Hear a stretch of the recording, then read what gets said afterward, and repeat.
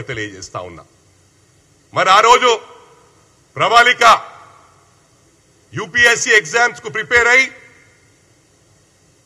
Paper leak అయిందనగానే మళ్ళీ exam postpone అయిందంటే తట్టుకోలేక సూసైడ్ చేసుకుంటే ఆయన నువ్వు మున్సిపల్ మంత్రిగా ఉండి షాడో ముఖ్యమంత్రిగా పనిచేస్తూ ఏ ఎంక్వైరీ చేయకుండా ఇన్ఫర్మేషన్ తీయకుండా గాలికి నరం లేని నాలిక అంటారు.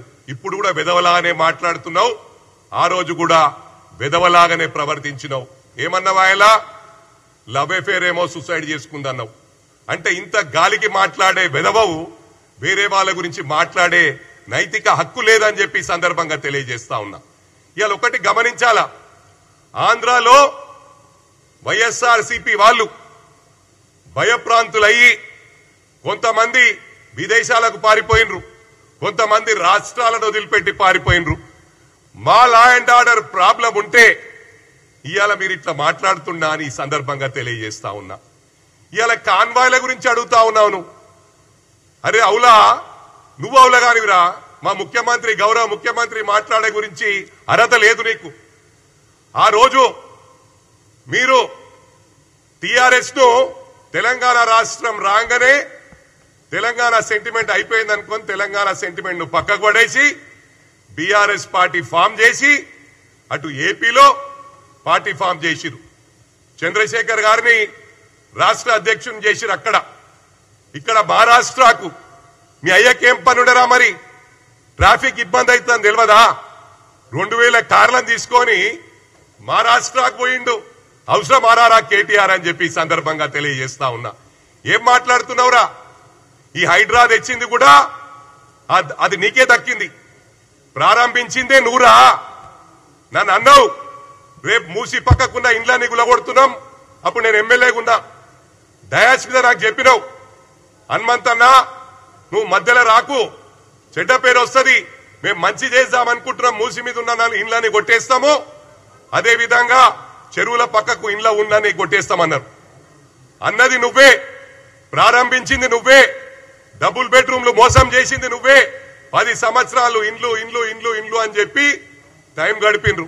ఇలా మొత్తం అందరికి ఇచ్చిండ్రా ఇండ్లు? ఇచ్చిన ఇండ్లకు బిల్లు ఇయ్యలే. ఆ 9,000 కోట్లు కూడా మా ప్రభుత్వం రిలీజ్ చేసిందని చెప్పి సందర్భంగా తెలియజేస్తా ఉన్నా. మరి అదే కాకుండా ఇవాళ మా రాష్ట్రాల కూడా మీ కుటుంబ సభ్యులు మీకు ఈ పదవులు ఇస్తాం, కాంగ్రెస్ లో పుట్టుక నుంచున్న వాళ్ళు, బీజేపీలో పుట్టుక నుంచున్న వాళ్ళు, ఎక్స్ఎమ్మెల్యేలు ఎక్స్ఎంపీలు వాళ్ళందరినీ కూడా టీఆర్ఎస్ పార్టీ బీఆర్ఎస్ లో జాయిన్ చేసుకొని మీకు పదవులు ఇస్తామని డబ్బులు తీసుకుండ్రు. నాకెందరో మహారాష్ట్రాల నాయకులు తెలియజేసిండ్రు, ఇలా ఫోన్లు ఆఫ్ చేసుకుండ్రు, మా దగ్గర డబ్బులు తీసుకుండ్రు, వాళ్ళ కుటుంబ సభ్యులు అండర్ గ్రౌండ్ అయిపోయినరని. అదిరా మీ చరిత్ర కేటీఆర్ అని చెప్పి సందర్భంగా తెలియజేస్తా ఉన్నా.